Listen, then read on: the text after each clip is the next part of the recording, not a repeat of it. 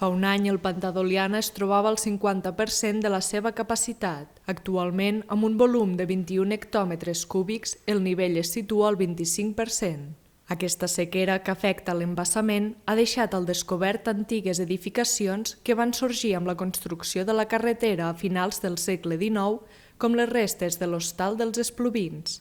La gent ha d'anar amb cavall i ho han de portar tot a mules fins a Organyà, que a Organyà ho tornen a carregar i es porta amb carros i ja amb vehicles cap a la Seu.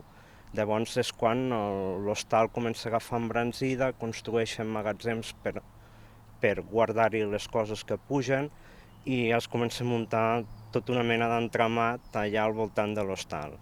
L'hostal es situava al límit de la riba entre Coll de Nargó i Oliana, sota la muntanya, la qual durant la construcció de la carretera va quedar inestable i el 31 de maig de 1894, després d'un mes de pluges, l'establiment va quedar destruït. Va caure un tros de muntanya i es va endur l'hostal.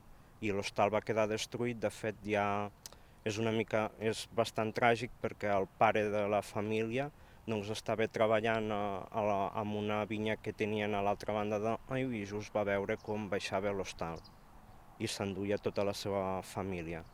Actualment, l'edificació que ha quedat en peu és una casella de peons caminers, popularment conegudes com a casilles, dels encarregats del manteniment de la via.